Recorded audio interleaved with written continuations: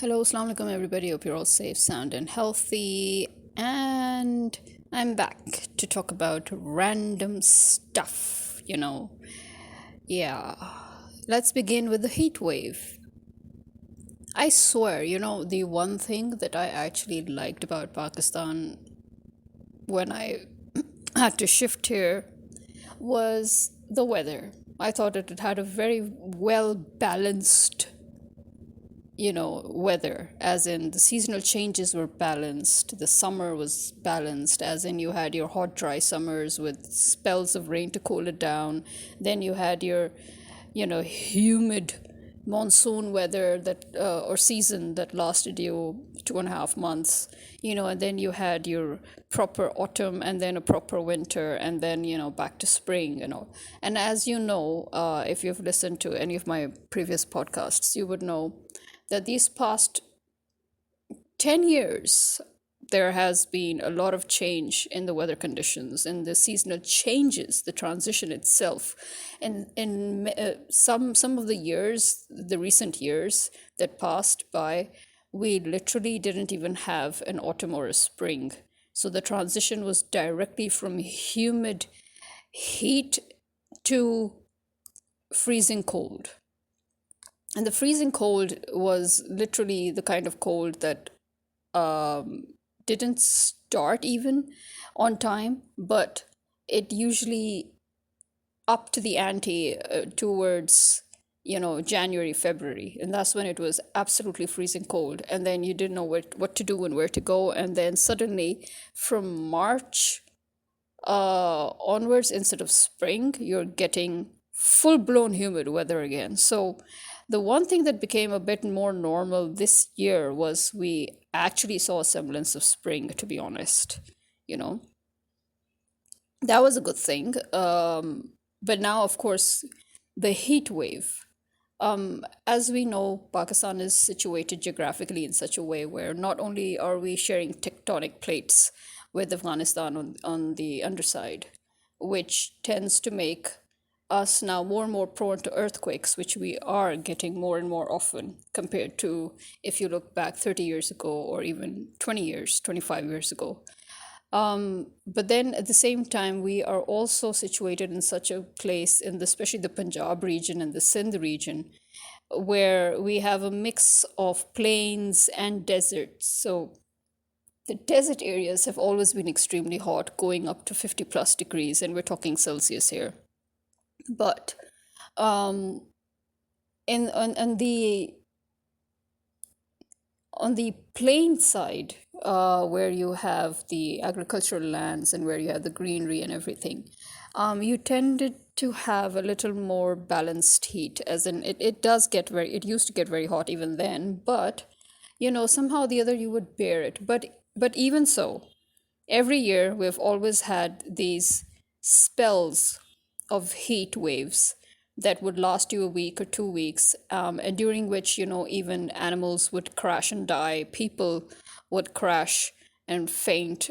So these things are the norm, yes, but somehow or the other, again, one managed to trudge on through it somehow or the other. Because as I said before, the summers were so balanced that when you had a heat wave, it was followed by, rain and cool breezes. And then the after effects of that rain was you would have 2 to 3 days of absolute amazing weather with cool breezes going on. But now even with the rains, somehow you're not getting that respite. So for example, before the heat wave, we have had two spells of rain, and they were not just your nominal rains, but they were actual tea storms. They were actual rainstorms. And normally, as I said, that would have created an impact or an effect where for 2 to 3 days you would have some sort of peace. But no, somehow it's just not working, because it's amazing how the very air, I mean the amount of heat that is produced now, the temperature rise that we have now is such that the very air that touches you, it's as if you're in hell. It's as if Especially I'm talking about this period of heat wave which began on the 15th. I don't care what anybody says, but to me the 15th was the worst day. Although anybody would argue that, each day of this heat wave we're a degree higher than the previous day, but somehow I don't feel it that way. What I felt was the 15th, when the heat wave started. That was the worst day. I was literally on fire. And I wanted to kill everybody, and I wanted to burn everybody, and I wanted to just I just wanted the whole world to collapse. Okay, it was that bad. As I said, the very air itself felt as if I was breathing the air of hell.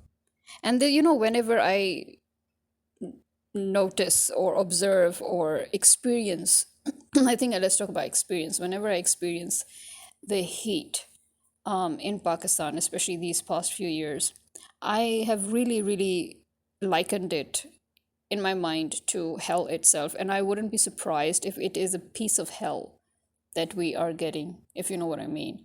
Because as we know, basically, hell and heaven are what in secular uh, terms you could refer to as they're in a parallel dimension or a parallel realm, okay? And in other words, they simultaneously exist at the same time as we do, okay? And it's just that we cannot see it at the moment because it's in another dimension, secularly speaking. So what basically is happening here is that I think it's not at all impossible for bits of hell to seep through, to be honest. I mean, this is how, I could best describe it. Where this is something I've been saying for more than 2 decades now. I always say that we're living in hell, only to find out that when we go back up there in front of God, that we're not eligible for heaven, and we're going straight back to hell anyway. So we're living in hell only to find out that we'll go back to hell, you know. So what's new here? What's different? And then sometimes, as I said, the amount of hellish heat that we face here, I'm thinking, is this any I mean, we're literally already being prepared for hell. We're literally already living in hell. Do you honestly think hell is going to be any much worse? Obviously it is going to be worse, but I mean, this is the amount of frustration, the amount of and I'll tell you also, I guess things that make it worse is that even in countries like the Middle East, they have over the years made preparation to counter the heat, because their heat is even worse than ours, because that's all the desert area. They have planted trees, and they've tried to create artificial forests and everything. And here in countries like ours, where we're blessed with greenery and we're blessed with forests, and then we have had these corrupt politicians like Nawaz Sharif and his gang moving around trying to eliminate the greenery just so that they can fill their pockets with corrupt money by making illegal urban plans, which they have kind of done. They have integrated, they have actually merged agricultural land into housing and eliminated agriculture to a large extent. They are the main culprits for this in the recent years. And then, cutting down of old rare trees, that was unique to our area, and now you cannot find them, And so what if we have tried to replant a few trees? As you know, it takes another 10, 20 years for those trees to grow. And as opposed to them, you just cut down so many really old, really rare, really tall, really huge trees that actually worked their part in lowering the temperatures of especially this part of Lahore, the canal area of Lahore. This used to be the favorite part of everybody else, because the minute you entered into this part, you felt cooler. The roads were shaded naturally by the trees that had curved towards the roads on each side, over the years. And then the cool effect of the canal and all, but now you literally feel hotter. Imagine you're passing through the canal and you're feeling hotter. This is the impact trees have. This is the impact fully grown trees have. This is the impact greenery has, on the environment, on the temperatures. And obviously the damage is done, and as I said, so what if we've grown more trees? It will take another 10, 20 years for them to reach that point, even so. So these kind of, human practices done by human beings out of greed, short-sightedness, selfishness, narcissism, God complex, whatever it is that you like to call these demented people, this is what creates all this kind of hellish atmosphere in this world. This is what makes this world hell on all levels. I'm not even talking about physically or environmentally speaking, but psychologically speaking, financially speaking, socially speaking, religiously speaking. They have made life on earth hell. Okay? And so when you think of that, and you think of all the different things that you have to tolerate, see, that's another thing. As we know, and as we have seen, and there's no debate here, the environment impacts us psychologically as well. It impacts our temperament, it impacts us physically, it impacts us mentally.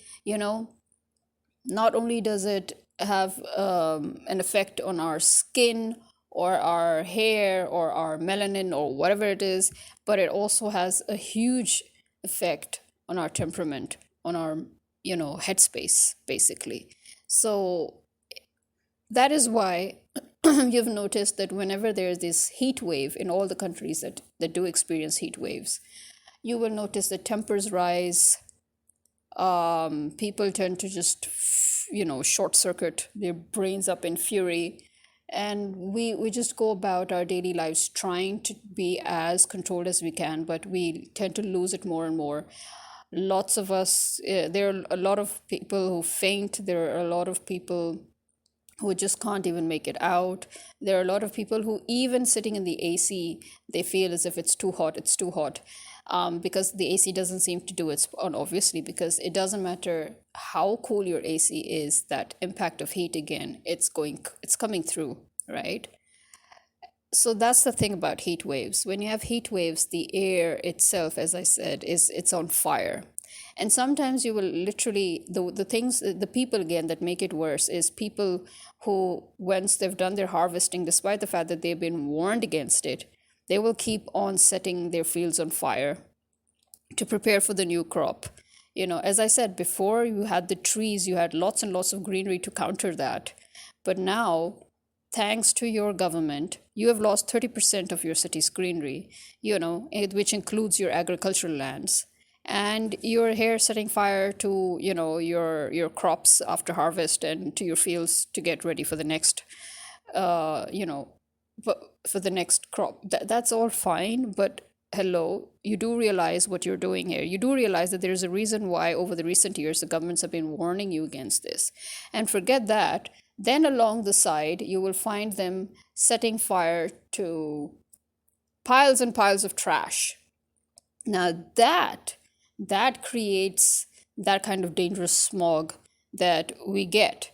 Now, thankfully, for some odd reason, this summer we haven't yet had that smog.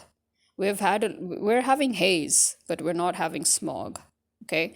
And the thing about haze now is that, especially in this kind of heat where, as I said, you're boiling already and the very air is on fire, when you even if you just slightly open your mouth to talk, even, or if you're working, or if you're just doing anything, you will feel as if there's a lot of grit or sand or something that has just settled on your throat.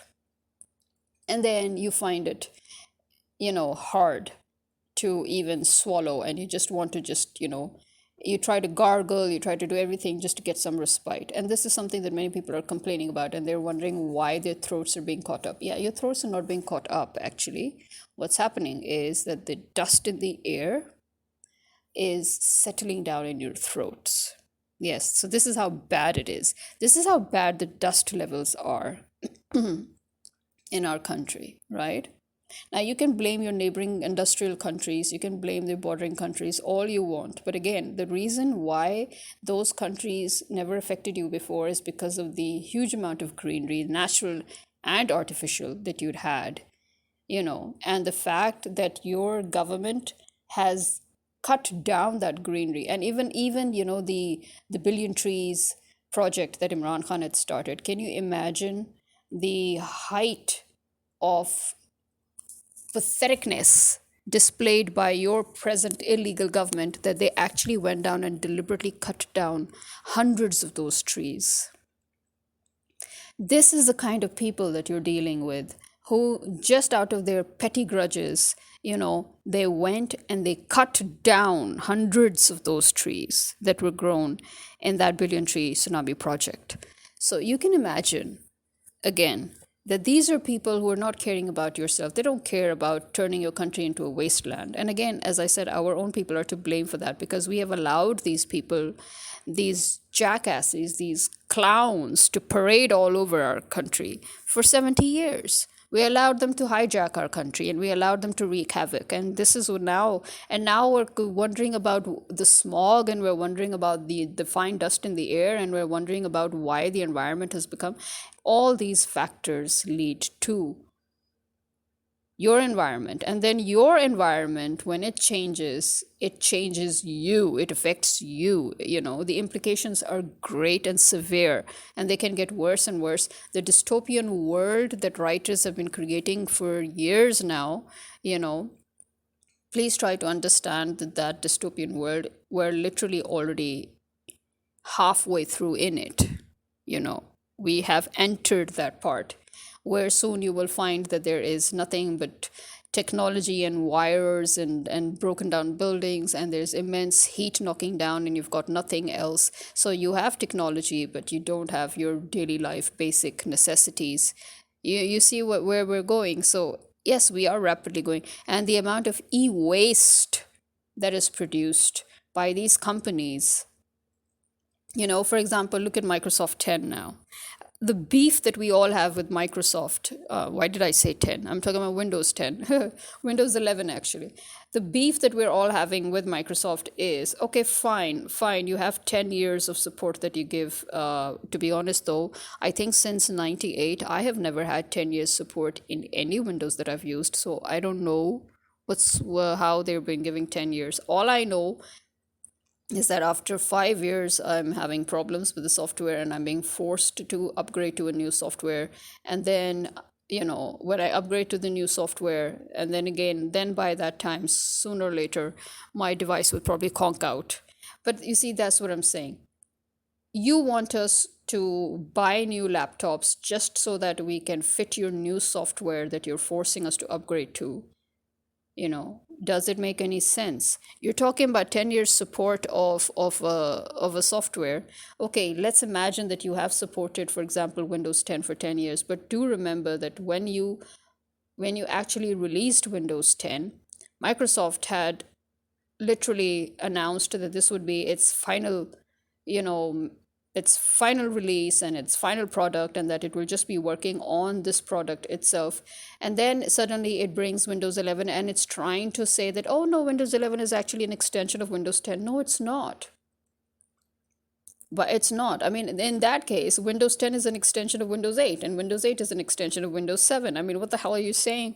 You can't go around saying such stupid stuff, especially when, okay, as I said, now you're trying to force us to upgrade to Windows 11, and then suddenly you say, oh, you know what, your device is not compatible because everything in your device is compatible except your CPU. Seriously? The one thing that is soldered into your device and cannot be upgraded and cannot be changed. So what does that mean? So I mean, this is the kind of things that, as have said time and again, this is how the organizations that talk about environment and about and about going paperless and this and that, you've created e-waste. And you're still creating e-waste. As I've time and again said, in the past, manufacturers, the whole point of their products was durability, longevity, lasts forever. That was their whole slogan. That was their whole motto whenever they made anything. Now, you're making things that can actually last forever, but you're deliberately tweaking them in such a way that they should not last forever. And then if they do still manage to last a long time, then you look for ways like software upgrades and this and that to force people to ditch their perfectly fine devices to go and purchase a new one, because otherwise they will have to deal with the effects of blackouts and hang-ups and freezes, and the blue screens, or the black screen of death, or the blue screen of death, and then move on. Yeah, so this is rubbish, as I've said time and again. Mobiles and laptops and TVs, they're supposed to build to last you a very long time. And the softwares also should be in such a way that, okay, even if you do have to end support, but you should sort of make it available in such a way that they should, because let me tell you this also. Originally, in the beginning, when support was officially even you know terminated by manufacturers and companies, what they did is that they would then just make it all free and open and leave it out there for you, for everybody to access. So whoever had a problem, an ongoing problem with this, with the software, or with the mechanics, or with the problems of their appliances or anything, then they had an open access to gain information and knowledge to get the thing done. And obviously, even if not that, when it was more about mechanical appliances, then we also had the very normal solution of going to people who fix appliances, and we still do that.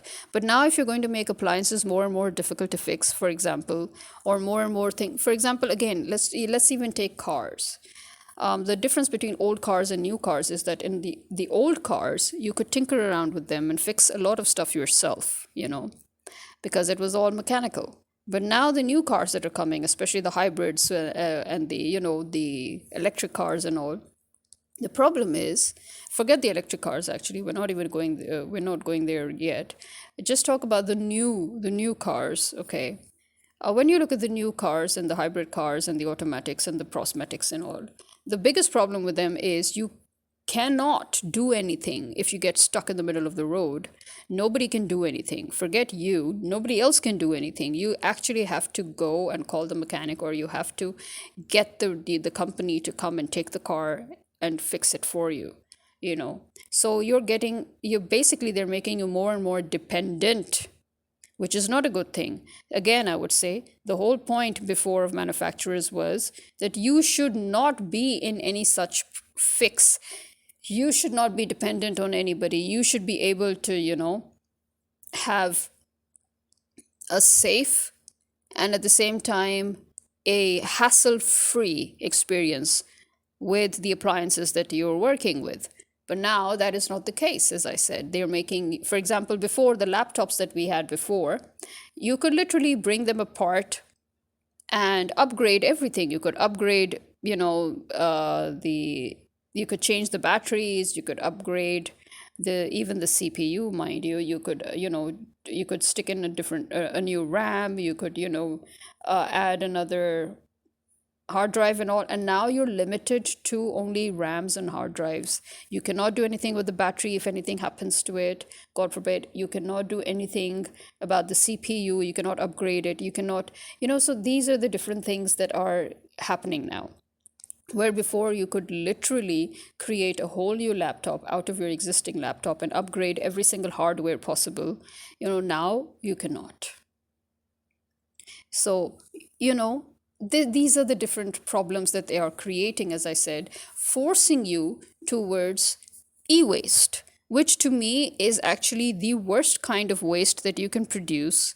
You're talking about, trash and landfills and this and that. You know what? Landfills are still 1,000 times more safer than e-waste. Imagine having landfills of e-waste. What are you going to do with them? Most of them cannot even be fully recycled. It's not like those glass bottles that we had of beverages, where the companies would tell us, including Coke, by the way, where they would tell us that, okay, bring in your empty glasses and get a new free crate. Yeah, For the longest time they used to do that. I don't know if they still, some of them still do it or not, but they have done this for decades. Or even, your fan manufacturers, the ceiling fans in Pakistan, you take your old fan, you give it to them, and they replace it with it's a lifetime guarantee sort of a thing, or a lifetime warranty sort of a thing, where anytime you have a problem, just take the fan to the company, back to the company, and they will replace it with a new fan. And sometimes, if needed, you might even have to pay a very, very, very minimal amount, for the exchange. But mostly it's next to nothing. So it's basically free, in other words. Okay, so these are what we call environmentally conscious companies. These are what we call responsible companies. These are what we call companies that still have that sense, that where they know that they can reuse and recycle the products. And so they tell you, even mattresses, for example, if you look at our mattress companies here in Pakistan, the oldest ones, they even have this thing where during Ramzan, I'm talking about multifoam, right? Specifically.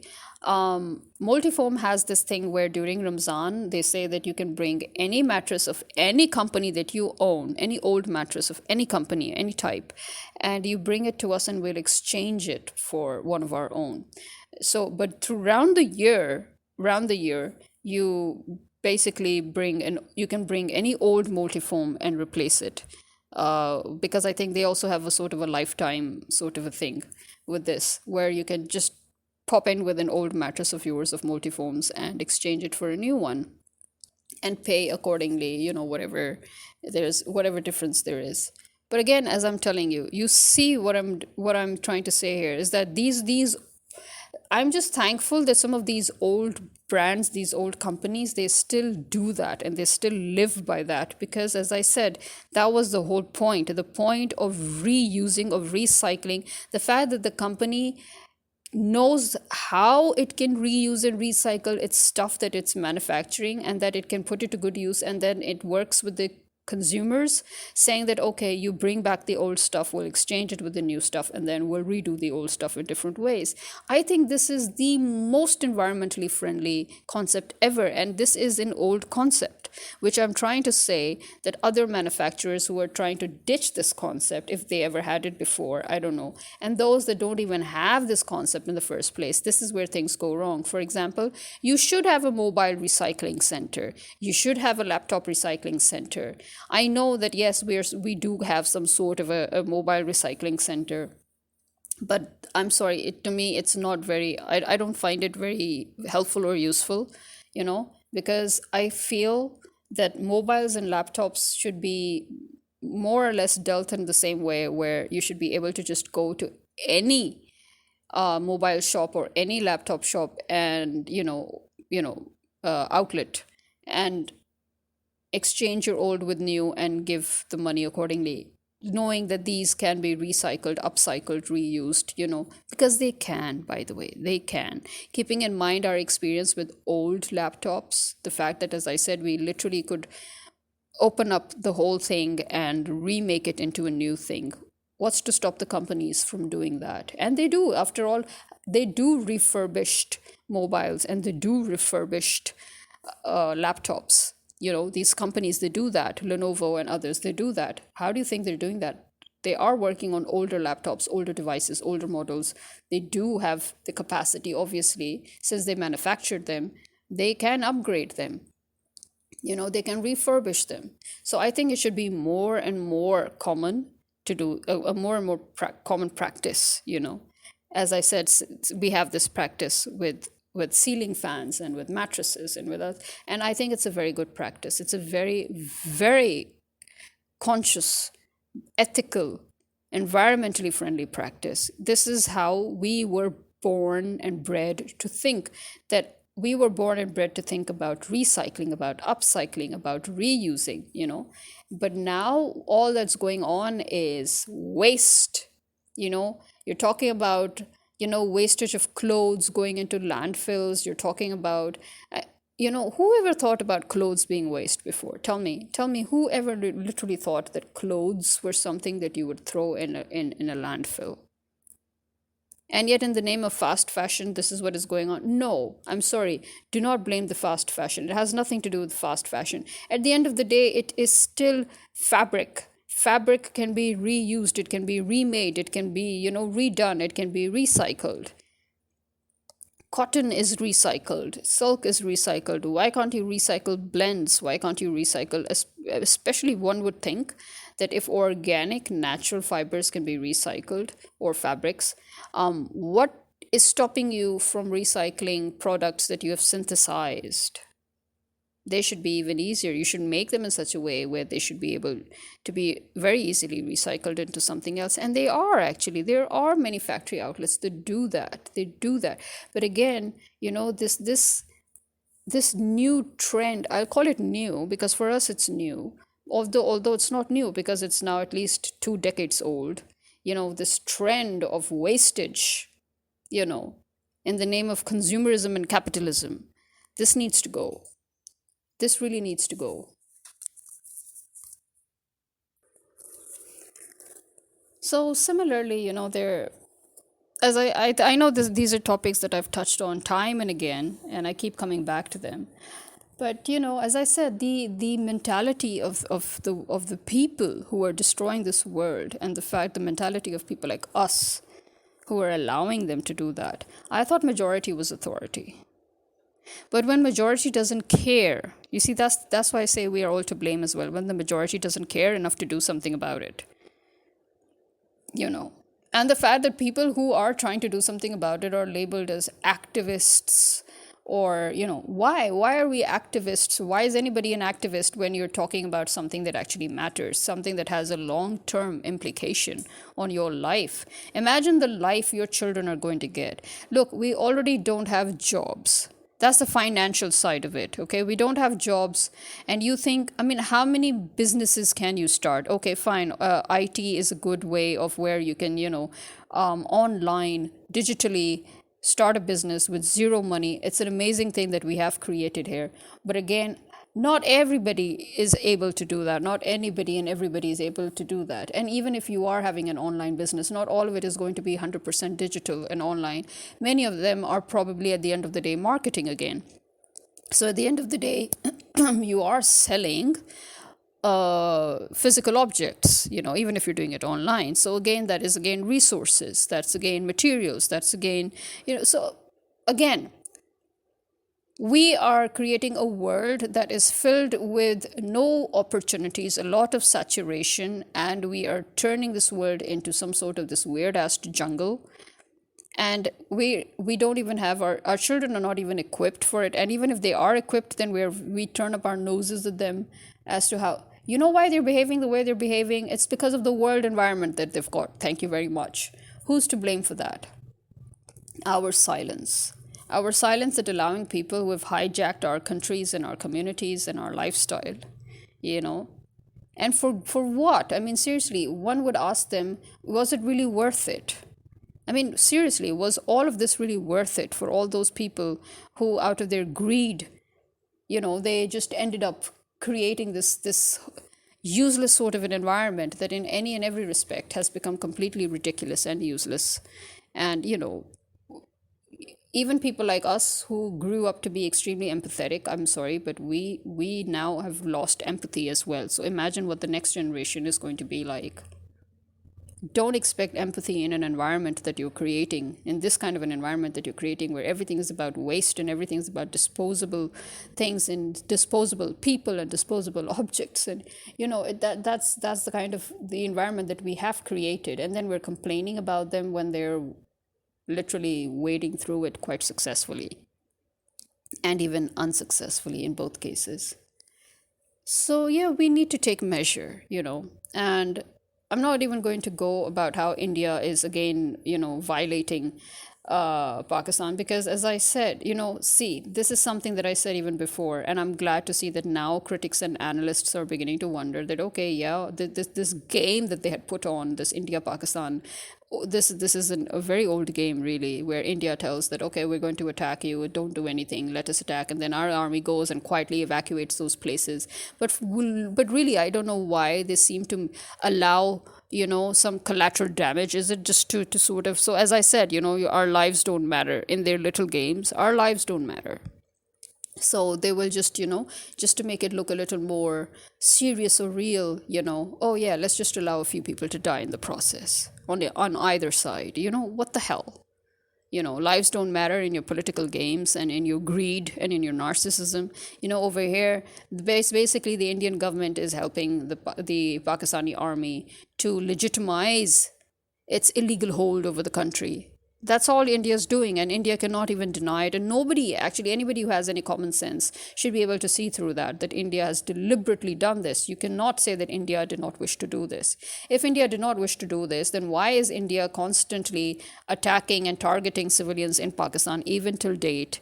Just recently they attacked and killed a civilian in Sindh. And first they pretended as if they didn't have anything to do with it. And if you looked at the Indian media and the Indian news outlets, they were just, going on about how a particular freedom fighter who's known to have had links with a political or, according to them, a terrorist group that fought for the freedom of the people of Kashmir, so that person is now killed. What do you mean he's killed? You killed him. I mean, we know you killed him. You see, that's another thing. The fact that India has been a hotbed of terrorists, it has been a breeding ground of terrorists. The fact that MQM was heavily, heavily under the raw influence, where it was linked to the Indian Raw Agency, where they were trained and they were weaponized and they were used to wreak havoc in Karachi. The reason why Karachi is so effed up, where crime rates and everything, street crime and all is concerned, is because of the Indian Raw linked MQM political group. So MQM was a political group and not a terrorist group. But to us, it was a terrorist group. Why? Because of all the terrorism that they literally did. They literally terrorized Karachi for a long time. Okay, add to that you have Zardari's People's Party, which it was not doing a better job either in maintaining any sort of peace and security, because they're also a mafia. So again, tell me, how is it that India can complain about Pakistan when, okay, forget that. Look at the recent Jafar Express terrorist incident in Balochistan. Who do you think was behind it? We actually have evidence that India was behind it. But have you ever seen Pakistan go? Now, this is where, again, I'm going to say, have you ever seen Pakistan go and make a fuss internationally? India had Pahalgam, which is so obviously a false flag. And India made a huge fuss. India did not even produce evidence, and India attacked Pakistan just to, save face and to make a political statement so that Modi can again gather his losing following and win the coming elections. That's what Modi has always done. Every time there's an election coming up, he just has to fuck it all up and bring Pakistan in and then create a whole incident. This is the third time, right? And the fact that you are actually telling me that India, without evidence, can raise all this hell and then attack Pakistan, but Pakistan, who actually has always had concrete evidence of Indian-backed, financed, and directly involved terrorist activities in Pakistan, especially in Balochistan and in Sindh, and even in parts of KPK sometimes, but mostly in Balochistan and in Sindh. And you're telling me that Pakistan never once went to the international platform. They never tried to make a fuss out of it. We never even attacked India. Why? Why? I would think that the new normal should have been Pakistan attacking India every now and then, especially, as I said, if you compare Pelgam with Jafar Express. I'm sorry, but Pelgam was nothing. Compare those 26 lives to the 440 lives that were taken hostage in Balochistan, okay? Compare 440 Pakistani lives in Balochistan to those 26 lives claimed by the Indian government to have suffered over there in India. Your 26 lives to our 440 lives. You know, it doesn't matter that we managed to rescue a lot. It doesn't matter that there was very little collateral damage. It doesn't matter. What matters is that this was a huge incident that, if not taken care of properly, could have cost us 440 lives. And this was a huge incident that we could have made a fuss out of. This was something that we could have literally used to attack India, but we never did. Over the years, over these decades, my biggest problem with our government has always been this, you know, that we have never pursued the issues of terrorism, of ongoing terrorism by India in Pakistan, of the violation of international law, of the violation of civilian rights, of the violation of privacy laws, even if you put it that way. And yet, India, at little instances, creates false flags. It doesn't even show evidence, and it decides that it's okay to attack Pakistan. So that just shows, it shows the lengths that these two governments will go to just to glean their interests, you know?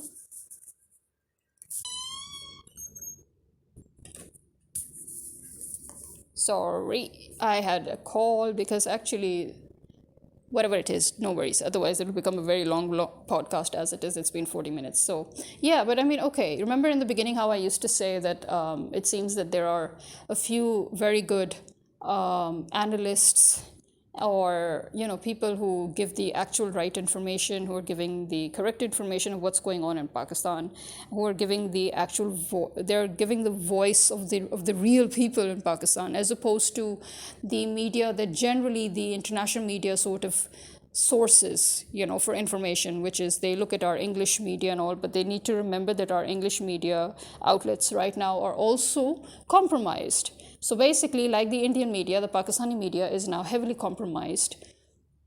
So you cannot trust the articles or the news that you see on, for example, Dawn English or any other conventional medium as your source. So as I said before, because some of those who were voicing the real facts of what is going on in Pakistan, and still are, they're mainly in Urdu, right? And it is because of that I started talking about these things on my podcast, so that, in English, so that people who do not know Urdu or do not obviously have a problem understanding the language, then at least in English they can get a pretty good idea of what's going on, the layman's point of view, as well as in the real voice of the real people, right? Because those at the end of the day are still analysts, even though their analysis are in Urdu and everything, and they're giving you the full information.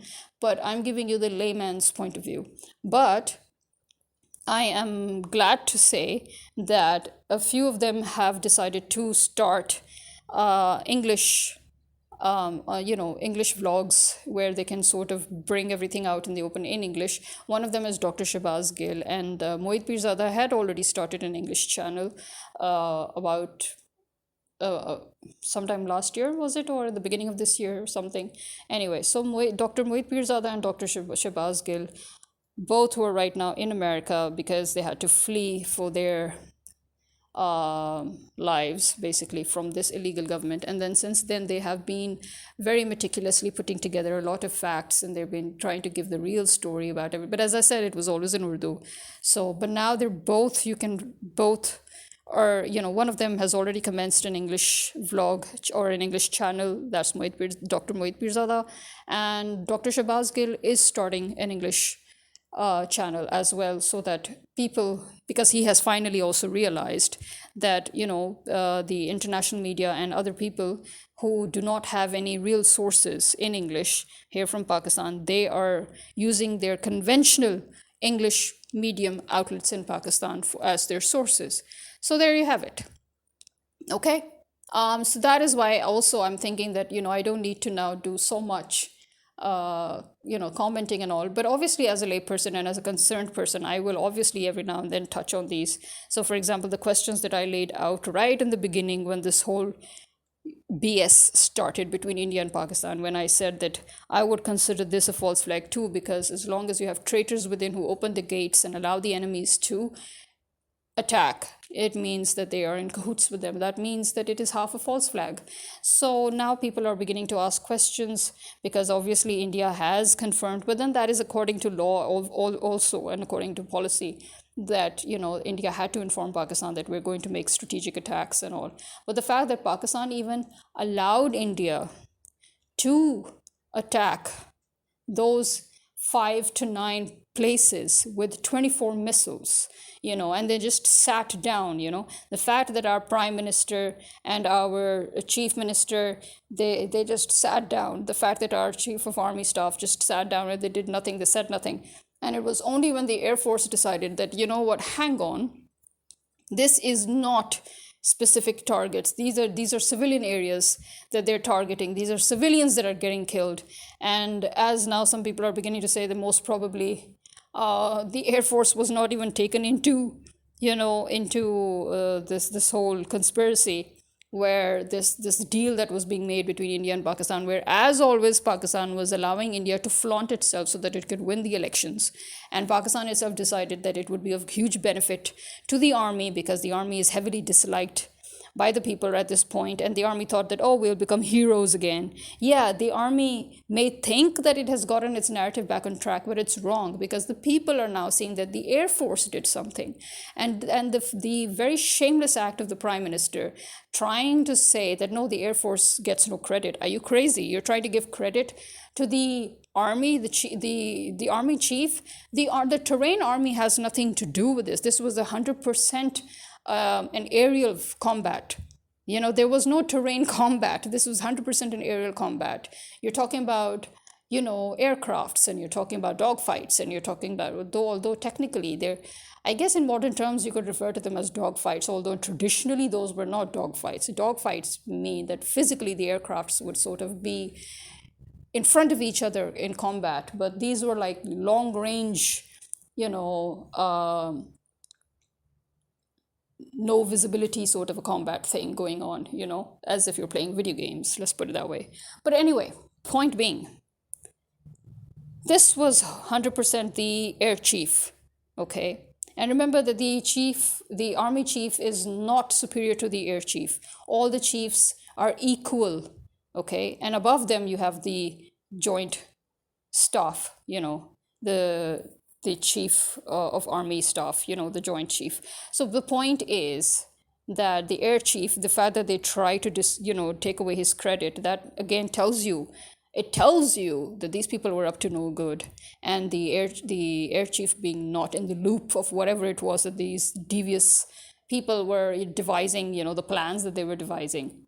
He just went up and did his work, and he sat them down in a meeting and he said, listen, this is actually going to prove very damaging. We are going to be at a loss, and he was right, because look at the drones that then came trying to observe where our military bases were, where the Air Force especially, because it's something, as if you remember, I've mentioned this, that for the past I think 4 to 5 months at least, the Indian Army chief has been lamenting about how if they ever ended up in an aerial combat with Pakistan, then they wouldn't be able to last long, because we have an edge. Our Air Force has an edge over them. And we kind of just proved that, as you can see, we do have an edge over them. Okay, so there you have it. The point is that this was a political stunt pulled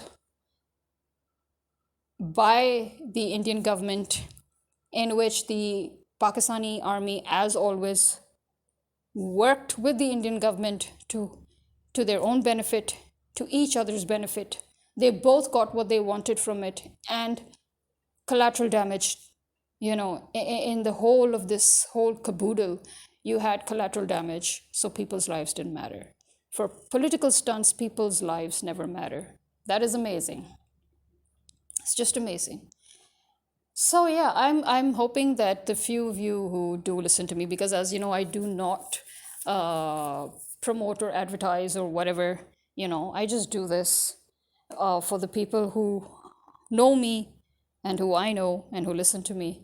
But yeah, for those of you also, I would suggest that please do check out the English channels of, at least tell your, other people, at least tell the other people who you know, who are not Pakistanis, who are overseas, who need English outlets or English medium to be able to find out what's going on in Pakistan. You know, do try to tell them about Dr. Mohit Pirzada and about Dr. Shehbaz Gill, that they both have English channels now in which they would address all these issues, give the accurate information about what exactly is going on, and debunk the false narratives that the Pakistani government and the Pakistani army has been trying to, spread all over. And with this is me signing out. Khuda Hafiz.